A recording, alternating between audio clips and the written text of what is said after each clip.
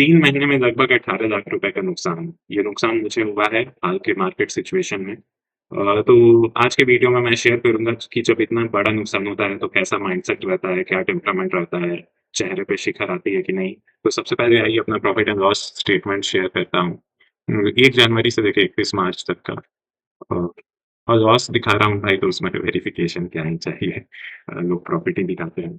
तो ये देखो 1 जनवरी से लेके 31 मार्च तक लगभग 17,37,000 रुपए का नुकसान हुआ है और इसमें से अधिकतर लॉस मैंने मार्च में लिया। कुछ लॉस था कि मैं फंड रोटेट करना चाहता था, बेटर स्टॉक्स में शिफ्ट करना चाहता था और बहुत सारे लॉस इसमें टैक्स लॉस हार्वेस्टिंग के कारण भी है। लेकिन रोटेशन का भी अमाउंट अच्छा खासा है।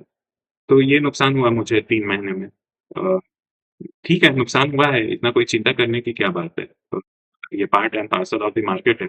जब अच्छे मंथ्स रहते हैं तो अच्छा प्रॉफिट भी कमाते हैं। तो ये इस समय जब आपको नुकसान हो रहा है तो सही माइंडसेट रखना चाहिए, पॉजिटिवली सोचना चाहिए, एक बिलीफ होना चाहिए कि okay I can cover up my losses.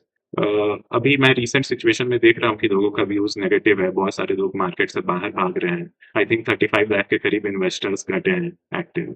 तो ऐसे सिचुएशन में बेच-बाच के पैनिक मोड में बाहर निकलना सही नहीं रहता है। तो चलिए आपको एक और पर्सपेक्टिव देता हूँ कि क्यों सही नहीं रहता है। तो 3 महीने में देखो 17 लाख, साढ़े 17 लाख गँवाए मैंने। अब देखना है 1 महीने में क्या किया है। तो ये मैं बस आपको अप्रैल मंथ का दिखा रहा हूँ। श अप्रैल मंथ में अ, तो देखो 1 महीने में मैंने जो अ, 3 महीने में मैंने जो साढ़े 17 के करीब गँवाए, तो 1 महीने में रिकवर कितना हो गया? 9,45,000 के करीब। और ये इक्विटी का है, इसमें एफ-एन-ओ का जोड़ दोगे तो वो लगभग 1 लाख और हो जाएगा। लोड होने दो, हाँ, 95,000।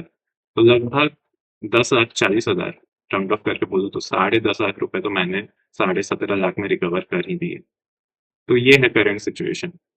क्यों हड़बड़ाना जब लॉस हो रहा है तो?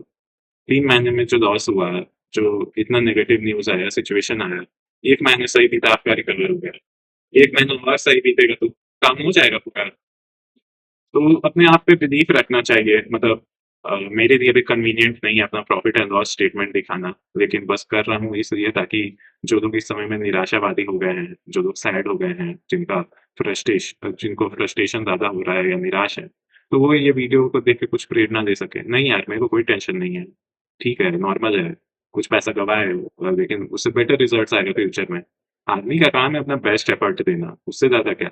अगर हम अपना बेस्ट एफर्ट अगला 10 साल दिए और उसके बाद बैंकरप्ट भी हो गए तो एक सैटिस्फैक्शन रहेगा कि जितने साल काम किए पूरा शिद्दत के साथ किए और उसके बाद ओके वर्कआउट नहीं किया तो नहीं किया। एक इसको बैंकरप्ट होने वाले सिचुएशन को प्रिवेंट इस तरीके से भी कर सकते हो कि एकदम रिजल्ट्स तुम्हारे डिसफेवर में नहीं आए कि हर साल एसेट क्रिएट करते रहो। स्टॉक मार्केट से अलग अपना लैंड और बाकी सब एसेट बाय करते रहो। घर खरीदो, लैंड खरीदो। मैं हर साल कुछ ना कुछ दूसरे एसेट्स में पैसा डालता हूँ, डाइवर्सिफाई करता हूँ। लैंड खरीद लिया, घर खरीद लिया, इधर-उधर ताकि वो सब हार्ड एसेट्स हैं। Even in case of stock market में मैं बहुत बड़ा भी डाउनसाइड आ जाए, तो वो रिस्क को भी लेके चलना पड़ता है कि okay I have created enough assets, I am in a safe zone. तो आज के डेट में इसीलिए मैं सेफ ज़ोन में हूँ, रिलैक्स्ड हूँ, कंपोज़्ड हूँ, सेरीन हूँ, काम हूँ, बस। सो आई होप कि आप भी इससे मोटिवेशन लें, आप भी अपने लॉसेस को सही तरीके से डील करें। और अगर आप ऐसे मोमेंट्स पे अनहैप्पी हो जाएँगे, दुखी रहेंगे, तो it is not worth working in this markets. So उम्मीद है आपको आज का वीडियो अच्छा लगा। धन्यवाद।